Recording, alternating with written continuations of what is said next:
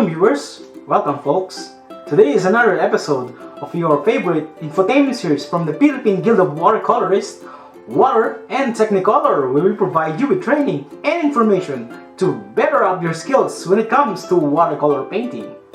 So folks, you might have missed the WaterNTechnicolor, and this is the second season of our WaterNTechnicolor series. Now, we'll be focusing on new sets of skills and knowledge sets to enhance your painting. And what is better way to start that by exploring the colors that we have in our palette. Every painter knows that the palette is essential. But what are the colors?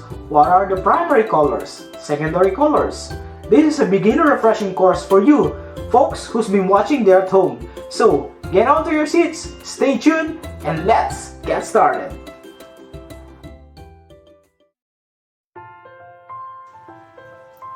Good day folks. Today is another lesson for our WaterNTechnicolor fans. In this lesson, we are going to understand more about the color theories, the primary colors, the secondary colors, and the tertiary colors. Watercolor is essentially all about the use in the palette, and then use this one to paint our subjects. But what are the colors that we can use as a primary if we are limited to the paints that are available? Today I'm going to teach you how to mix or how we can achieve multiple use of colors.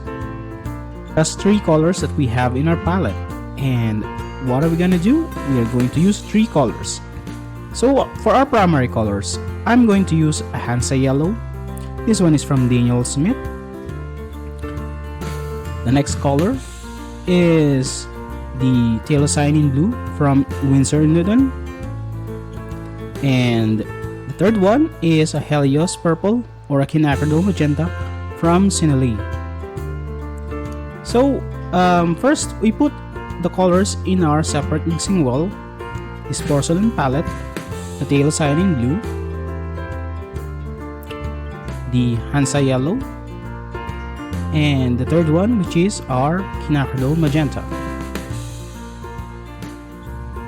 Next, we dilute the colors and paint this one into our prepared patches of paint, which are the circular templates you can see in my paper right now. The first color is the Quinacridone magenta. We paint the lowest third circle, which is the biggest, in the right side.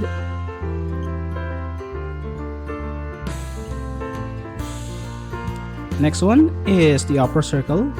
We use the Hansa yellow to paint the third biggest circle in the top portion.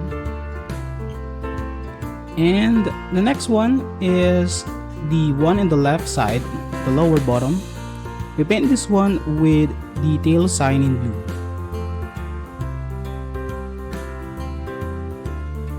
These are our three primary colors.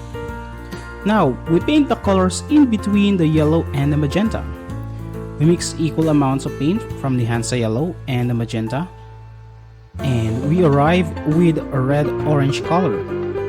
In between the space of hues, we can add a bit of yellow to shift the color closer to the yellow end. Consequently, we add more magenta and we paint the smaller circle, and we have a red color. Next, we paint the circles in between the Telecyanin blue and the magenta. We arrive with a blue-violet color, and as the same as the first one, we can mix in between colors, adding a bit more magenta closer to the one in the magenta hue and more cyan for the blue color. The third set, in between the Telecyanin blue and the yellow, we get a green, and consequently we also mix more yellow to get a yellow green and a blue green color, the one closer to the cyan. Finally, mixing all the colors in equal proportions and carefully tuning out the paint mixtures, we get a perfectly neutral color, all coming from the Hansa yellow, the Quinacridone magenta, and the Telecyanin blue.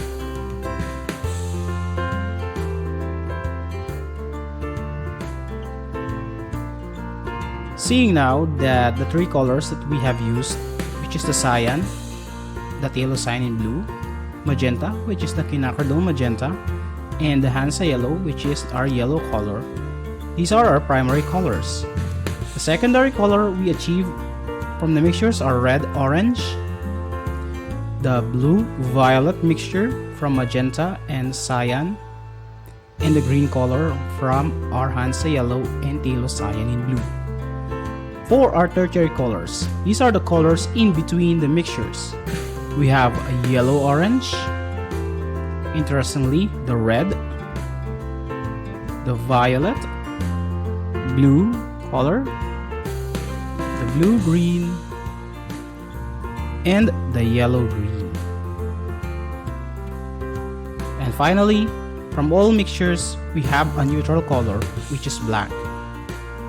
From a limited palette of three colors, we get different shades and hues. I hope you found this lesson to be valuable and informative. That was an interesting topic, isn't it? Well, I hope you enjoyed that. And for those who've been new to WaterNTechnicolor, please hit the subscribe button and follow us on our Facebook page, here also in our YouTube channel at Philippine Guild of Watercolorists. Now, if you have other questions regarding watercolor painting, you may give us a comment down in the comment section and we might answer that in our future episodes. Now, you might have other things to do and I will not linger on to you, but I do hope you stay in tune and let's explore more on the topic on watercolor theory in our next episode here in WaterNTechnicolor, where we provide you with training and information to better up your skills when it comes to watercolor painting. This is your host, Emmanuel Silva, saying goodbye for now, but see you again, folks. Stay tuned and God bless. Keep on painting.